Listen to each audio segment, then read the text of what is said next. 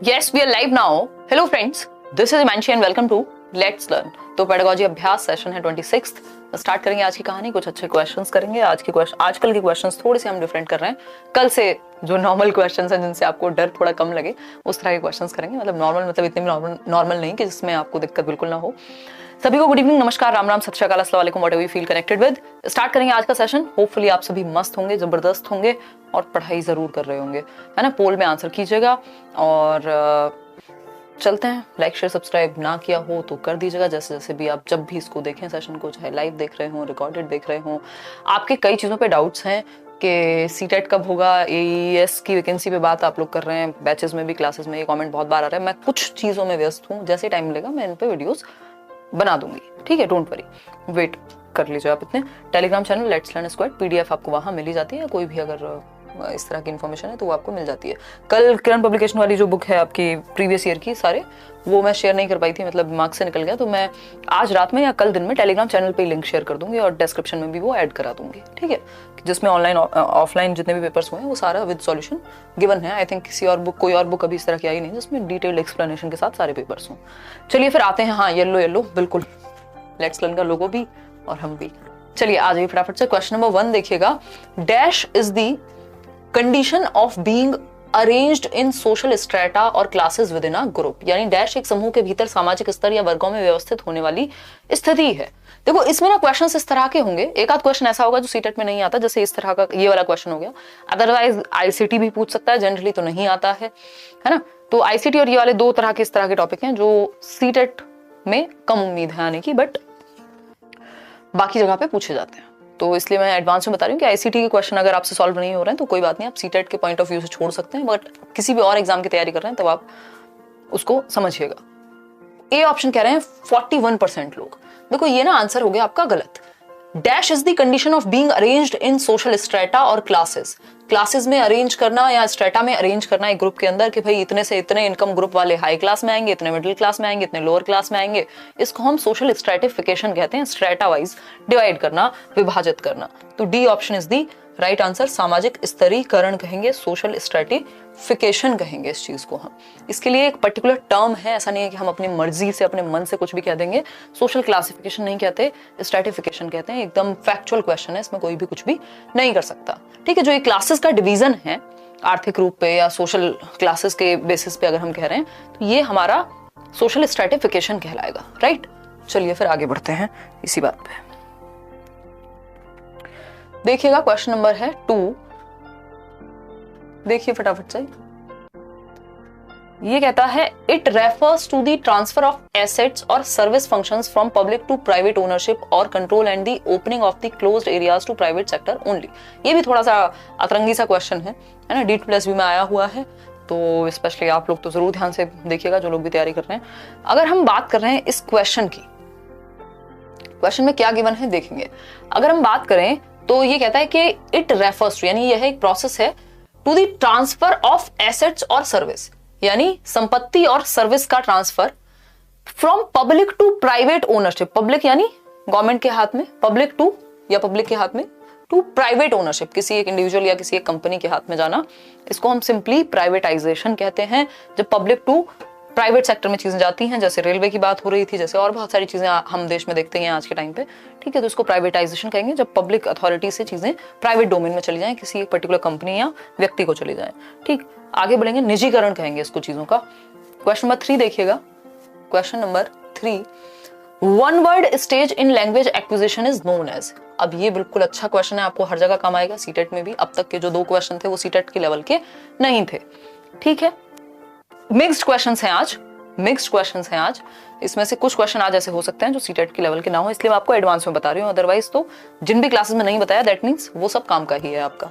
ठीक है, अगर हम बात करें one word stage in language acquisition is known as, भाषा अर्जन में एक शब्द चरण को क्या कहेंगे जब बच्चा एक शब्द बोलना सीख जाएगा. ये होता है 1 साल से 1.5 साल के बीच में कि बच्चा आपका एक शब्द क्लियर बोलने लगता है. मैंने कल आपको स्टेजेस भी बताई थी कि 6 हफ्ते में बच्चा क्विंग करने लगेगा. 6 हफ्ते में यानी 1.5 महीने में. 6 महीने में वो आपका बैबलिंग यानी one word one single syllable word है बा मा, वो करने लगेगा. बैबलिंग यानी बलबलाना, क्विंग यानी कूकना. 6 महीने के बाद 1 साल से 1.5 साल के बीच में बच्चा क्या करने लगेगा, आपका एक शब्द क्लियर बोलने लगेगा, बाबा, पापा, पानी, पेन, कुछ भी। और 1.5 से 2 साल में वो 2 शब्दों को जोड़ के एक नया शब्द बनाना शुरू कर देगा, ठीक है। और फिर उसके बाद लॉन्गर अटरेंसेस, 2 साल के बाद तो पूरी भाषा सीखेगा।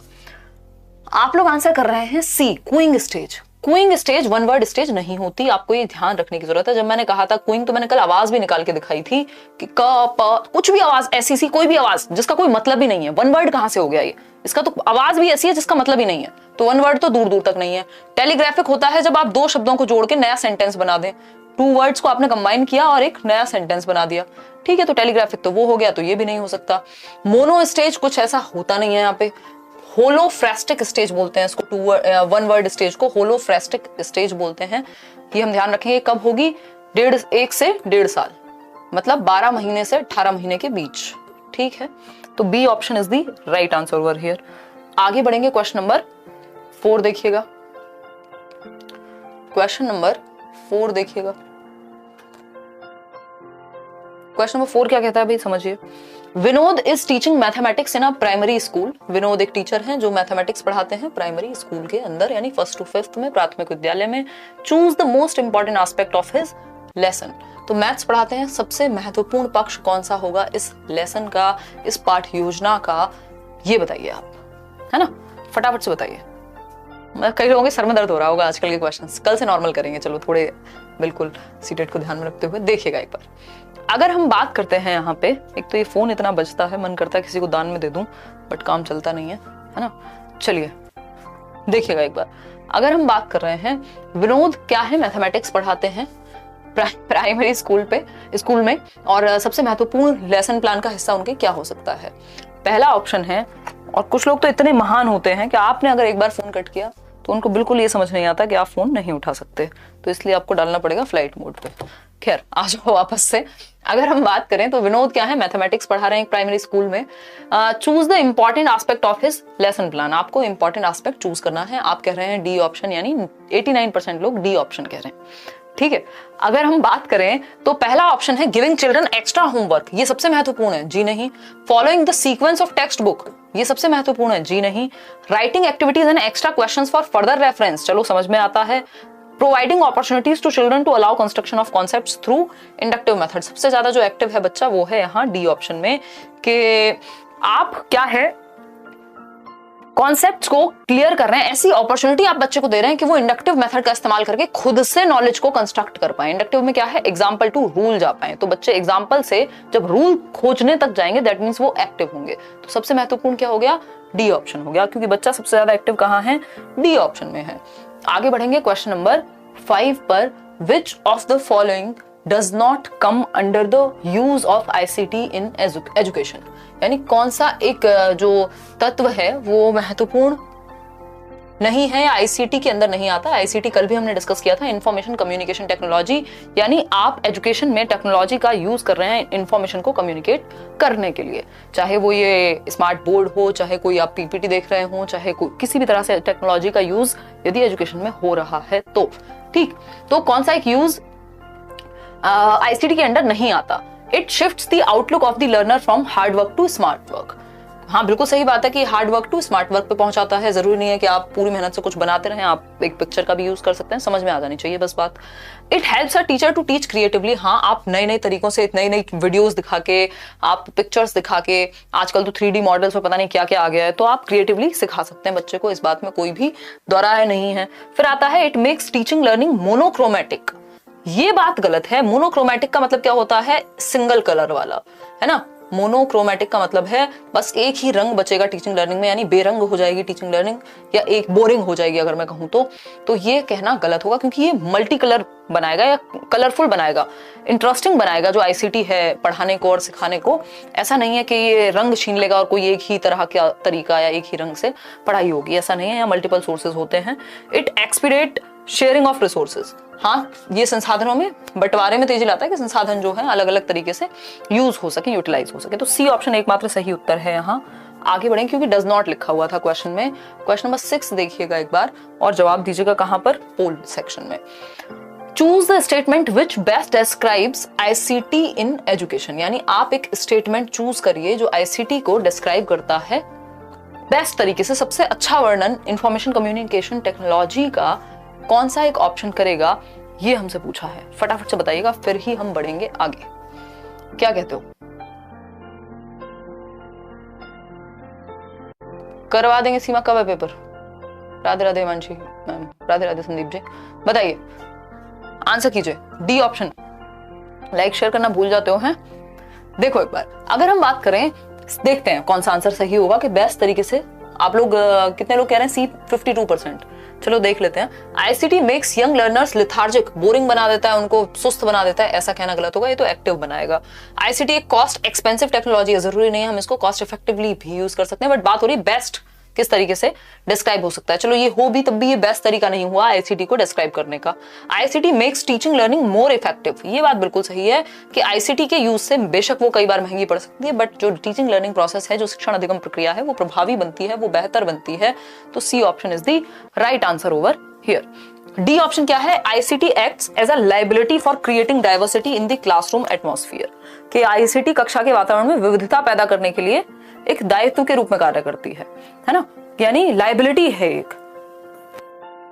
लाइबिलिटी नहीं है, ये एक रिसोर्स है जो जिससे बच्चा एक्टिवली सीख पाएगा, लर्निंग टीचिंग लर्निंग बेहतर हो पाएगी, इंटरेस्ट आ पाएगा। तो सी ऑप्शन ही सही था। अब आते हैं क्वेश्चन नंबर 7 पर। क्वेश्चन नंबर 7 क्या कहता है भाई? क्वेश्चन नंबर 7 है which one of the following is not a characteristic of first language, यानी निम्नलिखित में से कौन सी एक पहली भाषा की विशेषता नहीं है। बताइएगा एक बार फटाफट से। तो पहला ऑप्शन है it does not require grammar rules and instructions, यानी इसमें व्याकरण और नियमों की आवश्यकता नहीं होती। किसमें? पहली भाषा में। हाँ ठीक बात है भाई, जब आप अपनी मदर टंग सीख रहे हैं, जो भी भाषा आपने पहली बार सीखी होगी, अपने घर से सीखी होगी, अपने आसपास के माहौल से सीखी होगी, ग्रामर की बुक थोड़ी ना पकड़ाई थी आपको, व्याकरण की किताब थोड़ी ना पकड़ाई थी, आप ऐसे ही सीख गए थे बोलना। तो ये बात तो सही है, बट सही है तो ये आंसर नहीं हो सकता क्योंकि नॉट पूछा है हमसे। The main focus is on communication. हाँ, मुख्य रूप से जो बिंदु होता है वो होता है संचार, यानी कम्युनिकेट करना। आप अपने आसपास अपने बड़ों को बात करते हुए सीख देखते हैं और आप भी सीख जाते हैं। ठीक, तो ये बात भी सही है, बट गलत क्या है वो पूछा है हमसे। फिर आता है C option, it is instinct and a natural process. Instinctive है यानी सहज और एक प्राकृतिक प्रक्रिया। हाँ बिल्कुल नेचुरल प्रोसेस है, इंस्टिंक्ट आप अपने आप सीख जाते हैं, इसमें कोई आपको किताब लेकर के बिठा करके सिखाता नहीं है बोलना, है ना, चाहे तोतला करके बोले, बट आप अपनी भाषा अपने एनवायरमेंट से एक्वायर करके बोलना शुरू कर देते हैं। डी ऑप्शन है it can be taught in formal teaching situation only, कि यानी सिर्फ इसको फॉर्मल टीचिंग सिचुएशन में ही सिखाया जा सकता है, पढ़ाया जा सकता है, औपचारिक शिक्षण स्थिति में ही। ये कहना बिल्कुल गलत होगा क्योंकि ये सबसे पहले इनफॉर्मली ही सीखी जाती है। फॉर्मली आप सिखा दीजिए बाद में। हिंदी मान लीजिए मैंने अपने घर में सीखा बोलना, वो हिंदी मेरी और बेहतर हुई, एलीट बनी, या ज्यादा मैंने उसको व्यवस्थित रूप से सीखा है, या उसके जो रूल्स हैं नियम हैं उनको अच्छे से सीखा स्कूल जाके या व्याकरण पढ़ के, लेकिन वो जो बोलना सीखा या उस भाषा का जो ज्ञान सबसे पहले हुआ वो मुझे इनफॉर्मली हुआ, मेरे घर से हुआ। यानी जो भी आपकी मातृभाषा होती है, जो भी आपकी फर्स्ट लैंग्वेज होती है, उसमें ये नहीं कह सकते हम कि सिर्फ फॉर्मल टीचिंग में सिखाई जाएगी, बल्कि फॉर्मल टीचिंग तो बाद में आती है। वो तो आप सबसे पहले इनफॉर्मल मतलब घर के माहौल में, लाइफ नॉर्मल माहौल में आप सीखते हैं, ना कि स्कूल सेटिंग्स में या किसी इंस्टीट्यूट जाकर के। तो D option is the right answer. आगे बढ़ेंगे क्वेश्चन नंबर 8 पर। क्वेश्चन नंबर 8 देखिएगा, choose the most favourable statement about social science, यानी सबसे बेहतर या अनुकूल कथन चुनना है सामाजिक विज्ञान के विषय में। देखिएगा, इट डज नॉट, ये सभी सब्जेक्ट की पेडागोजी आजकल इंक्लूड हो रही है इस तरह के क्वेश्चंस में ना। It does not focus on homogeneity, यानी ये एक रूपता पर ध्यान केंद्रित नहीं करता, मतलब सिर्फ एक ही तरह से सिखाना, एक ही तरह से सीखना कह सकते हैं। इट इज सब्जेक्टिव, बिल्कुल सही बात है, व्यक्तिपरक है। It promotes the found, but at times व्यक्तिपरक नहीं होगा, कई बार ऑब्जेक्टिव होता है कि ये हुआ था, ये है, ये ऐसा है। It promotes the foundation for an analytical and creative mindset. It is not concerned with diverse concerns of the society. अब देखो ये ऐसा क्वेश्चन है, चलो डी को तो हटा देते हैं, ये तो नेगेटिव है, इसके अलावा बाकी के तीनों ऑप्शन सही लग रहे होंगे आपको, ठीक है। तीनों ही बातें ठीक हैं, कुछ भी ऐसा गलत थोड़ी कह रहे हैं।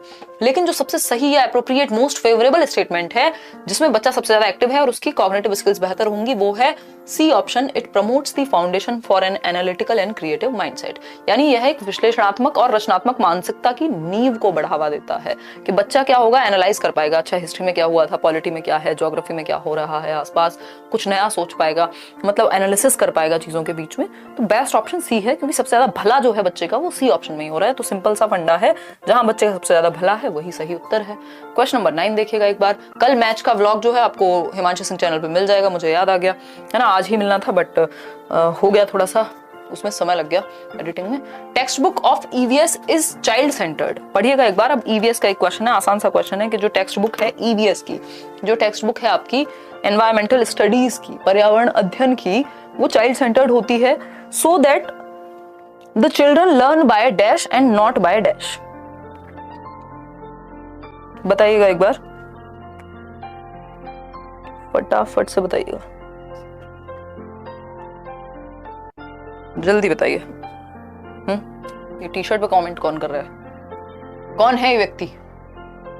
रागिनी सिंह? यार ये मुझे कुछ ज्यादा ही ब्राइट हो गई है ना, ये मैं गिफ्ट करूंगी अपने भाई को। ये इतनी ज्यादा चमक रही है कि अब मेरी आंखों को चुभ रही है। देखो एक बार, आ जाओ फटाफट से आंसर पे आते हैं। अगर हम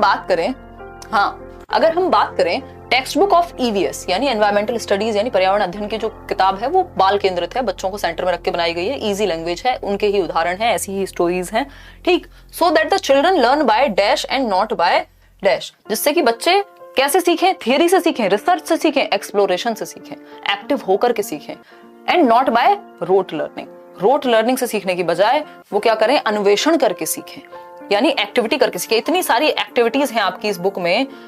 अगर आपने ईवीएस की बुक पढ़ी है, कोई किसी को तो नोट्स भी चाहिए थे ईवीएस के, तो मैं एक बार टेलीग्राम पे फिर से शेयर कर दूंगी सीटेट के लिए, मैंने पहले भी किया हुआ है, आप डॉक्यूमेंट्स में जाएंगे तो आपको मिल जाएगा। By exploring and not by rote, rote होता है रट्टा, and not by rote learning, ठीक है, ताकि बच्चे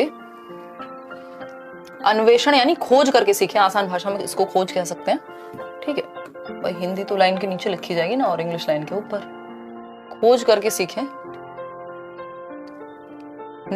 न कि रट कर, ठीक है, कोई दिक्कत नहीं इस चीज में। भाई ऐसी बुक किस लिए बनाई गई है चाइल्ड सेंटर, ताकि बच्चे एक्टिव होकर के सीखें रटने की बजाय। क्वेश्चन नंबर 10 देखिएगा एक बार।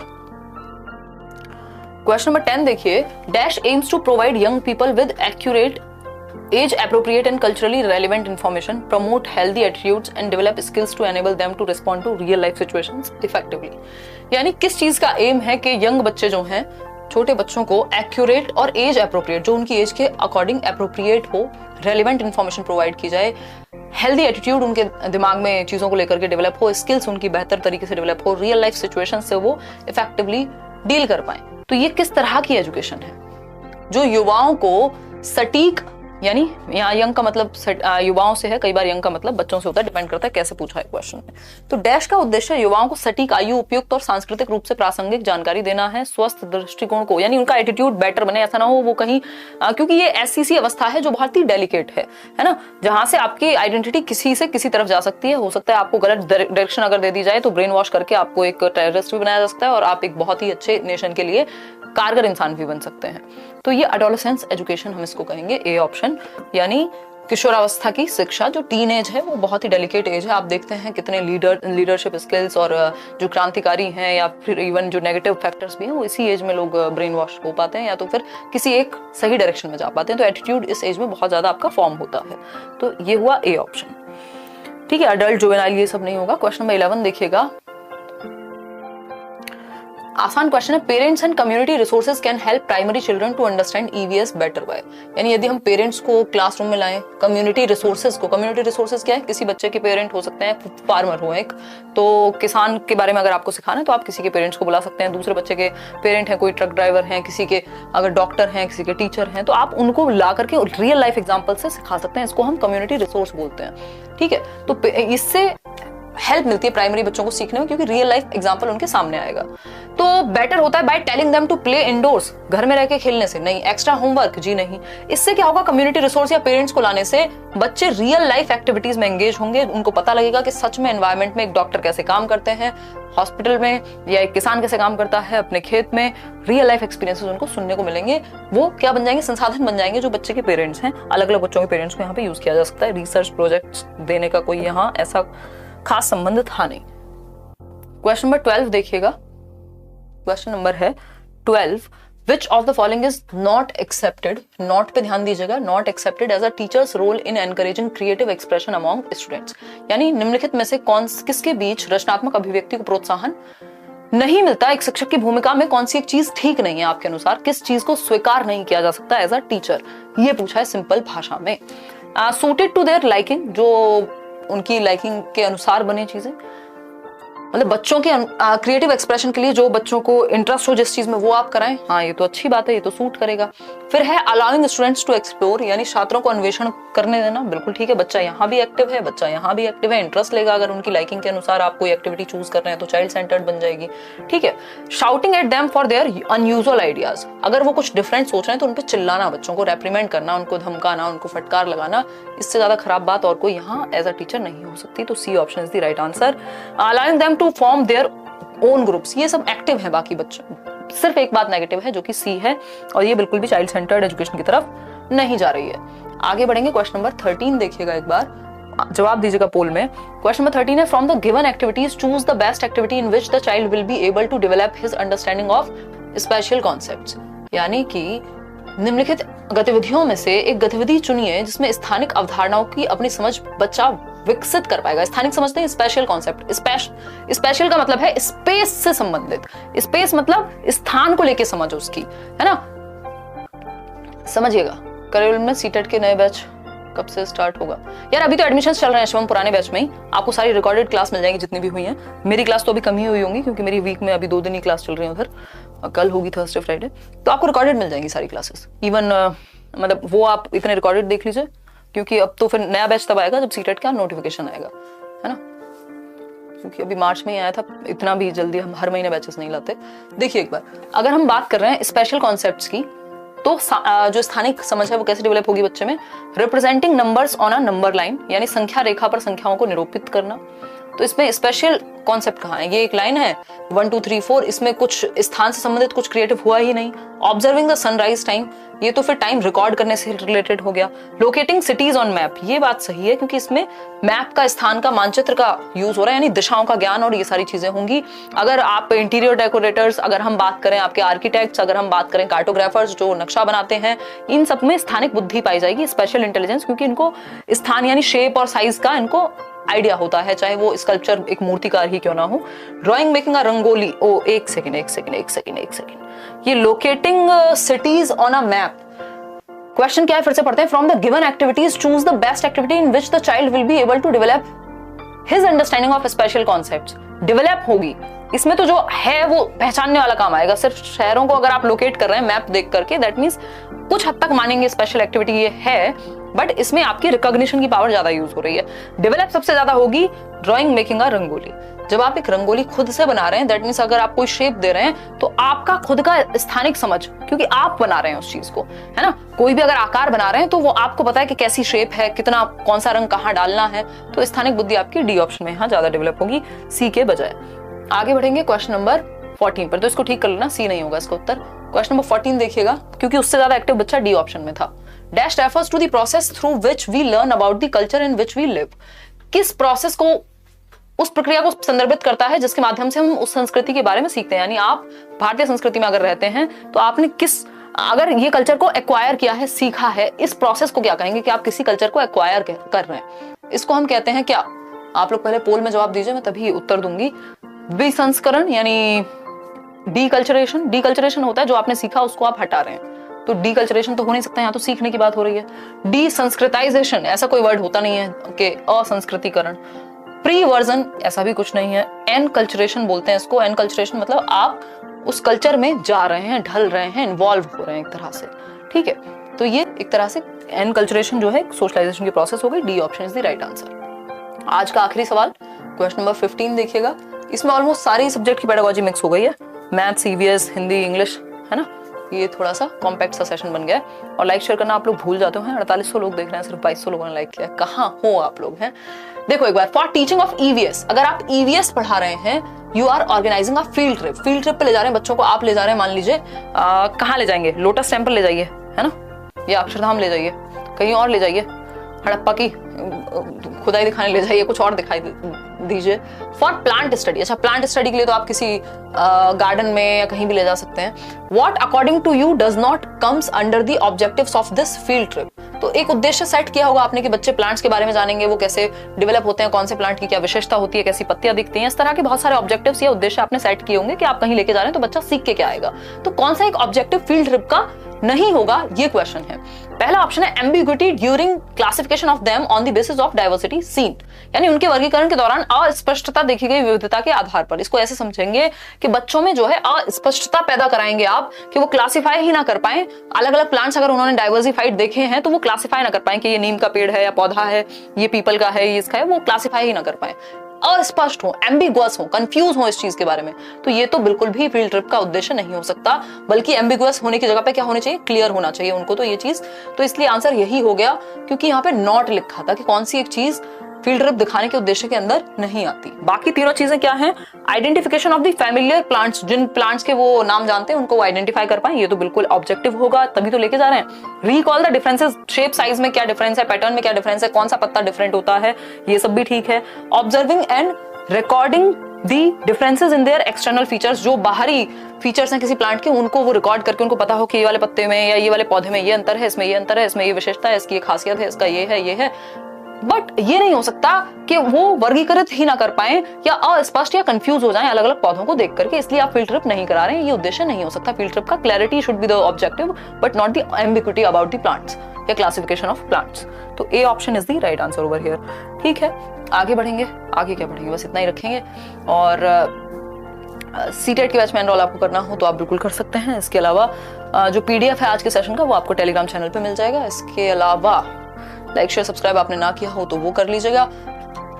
आज के लिए इतना ही रखते हैं। होपफुली आपको सेशन पसंद आया होगा। आउट ऑफ 15 आपके कितने ठीक हुए? कई लोग 12 लिख रहे हैं, कई लोग 11 लिख रहे हैं, कई लोग 14 भी लिख रहे हैं। कोई ऐसा है जिसके 15 में से 15 सच में आए हों? कमेंट्स में बताइएगा। और कल से थोड़ा सा सीडीपी वाले क्वेश्चंस पे ज्यादा फोकस करेंगे, क्योंकि कई लोग परेशान हो जाते होंगे। बीच बीच में मिक्स करते रहेंगे ऐसे वाले क्वेश्चंस भी कभी कभी, ताकि आपका ब्रेनस्टॉर्मिंग होती रहे, थोड़े से आपको टेंशन हो कि हाँ ऐसा भी नहीं है कि आप 15 में से 15 ही ला रहे हैं हमेशा, है ना। चलो फिर ध्यान रखो। आज का सेशन थोड़ा सा स्पीड में भी था, होपफुली आपको समझ में भी आए होंगी चीजें। और क्या क्या कह रहे हो? 2 दिन से क्लास का सब ऊपर से जा रहा है, निशा कह रही है। चलो कल से तो आपको थोड़ा नॉर्मल पढ़ाते हैं, डोंट वरी। ठीक है, डोंट वरी यार, आई अंडरस्टैंड। चलो कल से ऐसा नहीं होगा, डोंट वरी, है ना। ये अभी आप धीरे धीरे तैयार हो गए इस चीज के लिए, पहले बेस बनाते हैं आपका, है ना। चलो ध्यान रखो, नेक्स्ट क्वेश्चंस करेंगे। Take care.